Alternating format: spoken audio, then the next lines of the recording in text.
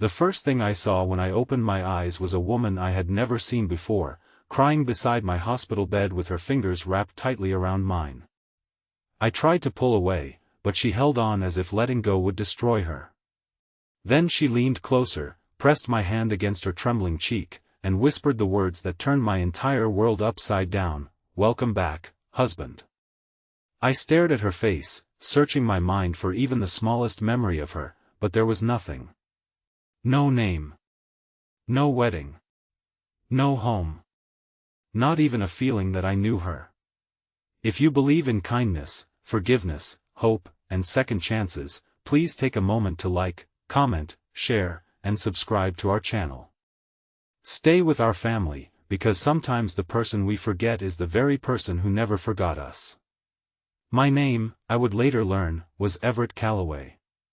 I was 38 years old, an architect, and according to the doctors, I had been unconscious for 11 days after a serious accident. A delivery truck had struck my car on a rainy afternoon while I was driving through an intersection. I had suffered a traumatic brain injury, several broken ribs, and a fractured shoulder. The doctors told me my body had recovered remarkably well, but my memory had not. I could remember facts about the world. I knew what a tree was. I knew how to read. I understood numbers, buildings, history, and basic human behavior. But when they asked me about my childhood, my career, my friends, or the woman sitting beside me, my mind became an empty room with the lights turned off. The stranger called herself Clara Whitmore. She had pale green eyes, chestnut hair tied loosely behind her neck, and a small silver ring on her finger. She looked exhausted, but she never complained. Every morning, she arrived carrying fresh flowers and a small paper bag of food she barely touched. She helped me sit up, adjusted my pillows, and answered every question the nurses asked. She knew which medicine made me nauseous, which side of the bed hurt my shoulder, and how I liked my coffee. Yet I knew none of those things about her.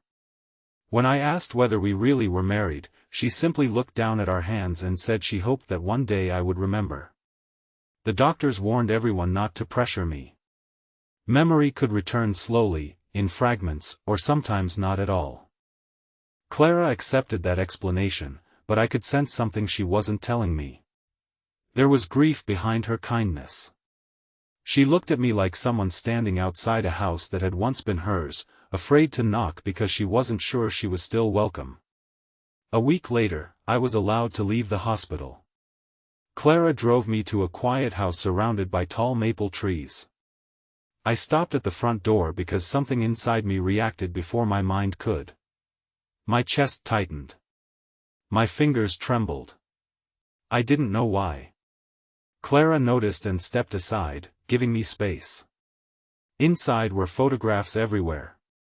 There were pictures of us at a beach, us standing beneath a bridge, us laughing at a restaurant, and one photograph of us wearing wedding clothes.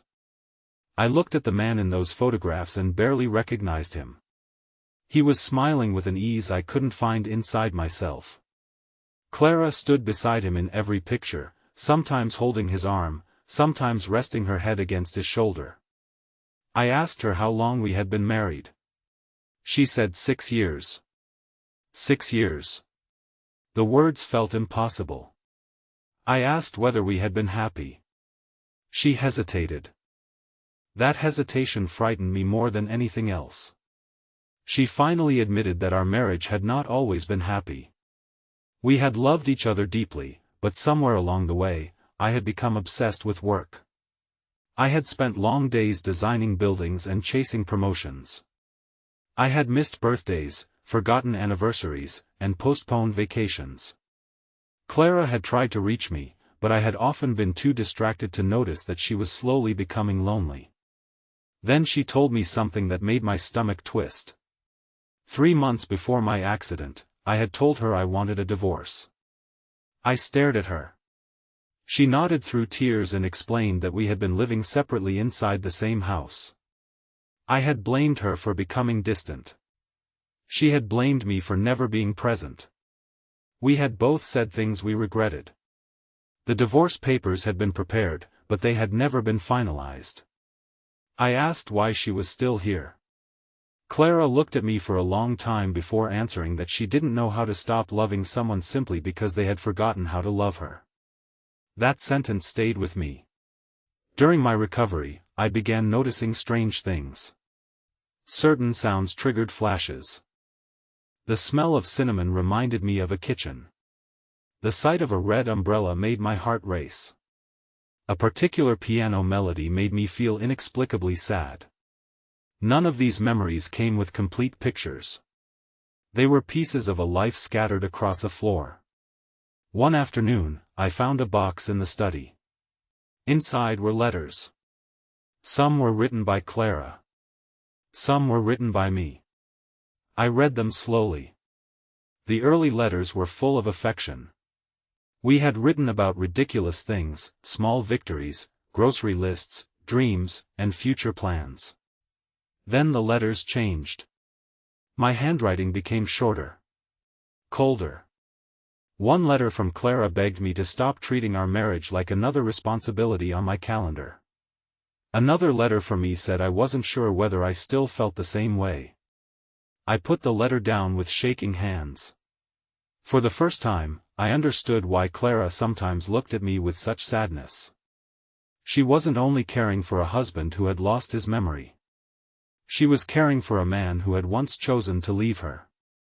And somehow, she was still choosing him. One afternoon, my old friend Graham Mercer visited me. He was a tall, quiet man with gray at his temples and the uncomfortable expression of someone carrying a secret. He sat across from me and told me he had been my business partner for nearly 10 years. Then he said something Clara had never told me. Before my accident, I had discovered that Graham had been secretly using our company account to cover personal debts. I had confronted him and planned to report him. The day of my accident, I had been driving to meet a lawyer with documents proving what he had done. I stared at him in disbelief. Graham admitted everything. But then came the part that hurt. He said Clara had known something was wrong with our marriage, but she had never known about the financial betrayal. He had tried to convince me that Clara was the reason I was unhappy. He had encouraged me to leave her because he wanted me distracted while he covered his tracks. My anger rose quickly. I wanted to hate Graham. But then Clara interrupted us. She told me not to let anger become another prison. She said I had already lost enough. Graham lowered his head and apologized. He promised to cooperate with the investigation and repay what he had taken. It didn't erase what he had done, but for the first time, I saw someone take responsibility without making excuses. That evening, I asked Clara why she had never told me about Graham. She admitted that she had been afraid. Not afraid of Graham. Afraid that if I remembered everything too quickly, I would remember the worst parts of our marriage before I remembered the best. She had wanted me to meet her again without resentment. That broke something open inside me. I began looking at Clara differently. Not as the stranger claiming to be my wife, but as the woman who had stayed when she had every reason to walk away. Weeks passed. My memory began returning in fragments. I remembered our first apartment. I remembered Clara dancing barefoot in the kitchen while cooking dinner. I remembered the way she laughed whenever I mispronounced French words. I remembered our first road trip. Then one afternoon, I remembered the argument. The terrible argument that had led to our separation.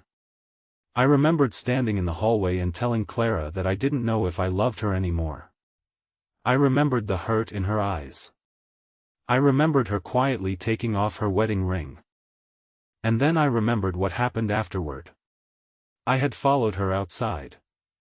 I had wanted to apologize. But I was too proud. I had watched her leave through the window. That memory devastated me. Because now I understood. Clara hadn't abandoned me. I had been the one who walked away. The next morning, I found her sitting beneath the maple tree in the garden. She was reading an old book, unaware that I was watching her. I sat beside her. For several minutes, neither of us spoke. Then I told her I remembered. She closed the book. I told her I remembered hurting her. I remembered making her feel unwanted. I remembered believing that success could replace companionship. I remembered thinking I had plenty of time to fix everything later. And I remembered how wrong I had been. Clara cried silently. I told her I couldn't promise that every memory would return. I couldn't erase what I had done. I couldn't ask her to forget the years she had spent feeling alone. But I could promise something different. I could become a man who didn't need to lose everything before realizing what mattered. Clara looked at me and said she didn't need the old Everett back. She wanted to know who the new Everett could become. That sentence changed my life. Recovery became more than physical therapy. It became an education in humility. I started cooking. I started listening. I stopped checking my phone when Clara was talking. I visited Graham's former employees and helped rebuild the company honestly. I apologized to people I had ignored during my career. I learned that forgiveness wasn't pretending nothing happened. Forgiveness was refusing to let the past control every tomorrow. One afternoon, nearly 4 months after my accident, Clara and I returned to the hospital for my final evaluation. The neurologist asked me to describe the happiest memory I could remember. I closed my eyes. I saw sunlight. I saw a small garden. I saw Clara standing beneath a maple tree. And I saw myself walking toward her. But this time, I remembered what I had said. I had told her that no matter how difficult life became, I wanted to grow old beside her. When I opened my eyes, Clara was crying. I reached for her hand. This time, I knew exactly whose hand it was. Outside the hospital, sunlight spilled across the pavement. People hurried past us, carrying groceries, talking on phones, living ordinary lives without realizing how extraordinary an ordinary day could become. Clara asked whether I was ready to go home. I smiled. I told her I had finally remembered where home was. She squeezed my hand. We didn't renew our vows that day. We didn't need a grand ceremony. Instead, we went to the little garden where our marriage had nearly ended and where our second chance had begun. I brought out the wedding ring she had taken off months earlier. I didn't ask her to forget. I didn't ask her to pretend. I simply placed the ring in her palm and told her that if she ever chose me again, I would spend the rest of my life making sure she never had to wonder whether she mattered. She looked at the ring. Then she looked at me. And she smiled through tears. She placed the ring back on her finger. Not because she had forgotten the pain. Because she had forgiven it. If this story touched your heart, please like this video, leave a meaningful comment, share it with someone who needs hope today, and subscribe to our channel so you never miss another emotional journey. And before you go, tell our community in the comments this: would you give someone a second chance if they truly changed, or do some wounds become too deep to reopen the door? I still don't remember every moment of my life. There are pieces missing. Some memories may never return. But perhaps that isn't the saddest thing anymore.